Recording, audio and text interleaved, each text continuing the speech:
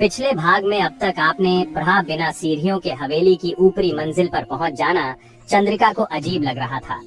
उसे यह भी याद आता है कि गृह प्रवेश के समय उसने एक छोटे से मकान में कदम रखा था, लेकिन अब वह एक बड़ी सी हवेली में थी। वह अपनी सोच में डूबी हुई थी कि उसे उस रहस्यमयी दुल्हन के बारे में याद आता है जिसका पीछा वह कर रही थी, लेकिन वह दुल्हन वहां से गायब हो जाती है। उसकी सास दर्शना उसे वहां देख लेती है। चंद्रिका उन्हें अपने साथ हुई घटना के बारे में बताना चाहती थी, लेकिन वहां सब कुछ पहले जैसा हो जाता है। दर्शना देवी चंद्रिका को वहां भटकने के लिए डांटती है और अपनी विश्वास पात्र सेवक त्रिपाला को चंद्रिका की सेवा में लगा देती है। अब आगे।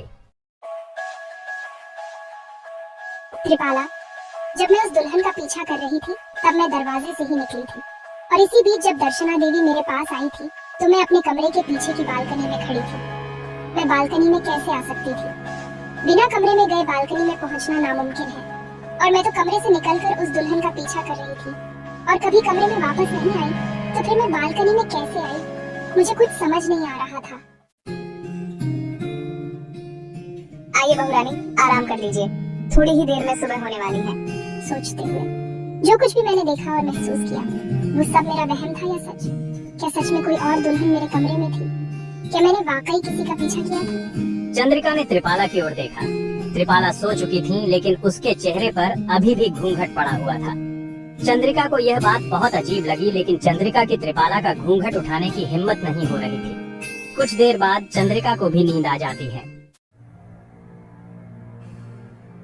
खुश और बेचैन, आज शेखर को देखने के लिए बहुत खुश हूँ। चंद्रिका अपने कमरे में तैयार हो रही थी। उसने आज हरे रंग की साड़ी पहनी थी और बालों में फूलों का गजरा लगाया था।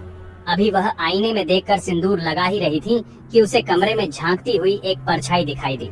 उसने पीछे मुड़कर देखा तो वहां दरवाजे पर कोई नहीं था। इसे अपना वहम समझकर चंद्रिका फिर से आईने में देखते हुए सिंदूर लगाने जा रही थी कि उसे फिर से आईने में वही परछाई दिखाई दी। घबराते हुए, ये क्या है? चंद्रिका बुरी तरह घबरा गई। उसने सिंदूर की डिबिया को नीचे रखा और भागते हुए दरवाजे पर पहुंची। उसने इधर से उधर मुंह घुमाकर देखा, लेकिन वहां पर कोई नहीं था। भागकर आने की वजह से उसकी धड़कन तेज हो गई थी। उसने गहरी सांस ली और दरवाजा बंद करने लगी। जैसे ही वह दरवाजा बंद करके मुड़ी, उसकी चीख निकल गई। सामने त्रिपाला खड़ी थी, चेहरे पर रंगीन मुस्कान, हाथों में अरे त्रिपाला काकी, आप यहाँ कब आई? अभी तो आप यहाँ नहीं थे। जब आपका दरवाजा खुला हुआ था हम तो तभी आए थे बहुरानी जी, आपने देखा ही नहीं। वैसे आप दरवाजे पर किसे ढूंढ रही थी बहुरानी? मैं दरवाजा बंद करने गई थी काकी। वो ऐसे तैयार होना अच्छा नहीं लगता है ना? इस घर के दरवाजे कभी बंद नहीं होते बहुरानी, ये इस घर का बहुत पुराना नियम है। तो क्या पति पत्नी का निजी कक्ष भी खुला रहता है काकी? पति पत्नी का कक्ष केवल रात में ही बंद हो सकता है, वो भी तब जब पति मौजूद हो। चलिए बहुरानी, मालकिन रसोई घर में आपका इंतजार कर रही है।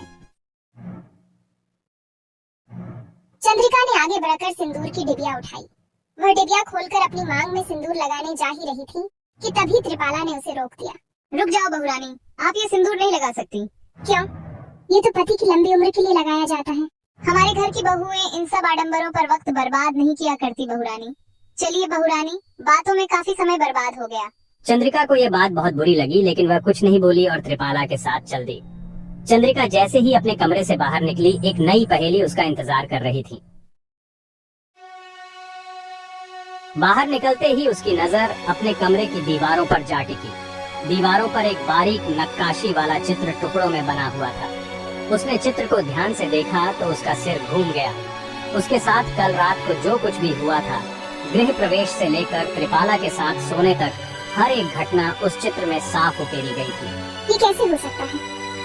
ये तो कल रात की पूरी घटना को दीवार पर बनाया गया है। इतनी जल्दी इसे बनाना नामुमकिन है, और मैं त्रिपाला काकी के साथ कमरे में ही सो रही थी। अगर ये चित्र रात में बनाया गया है तो किसने बनाया है? और हम दोनों में से किसी को कोई आवाज क्यों नहीं आई?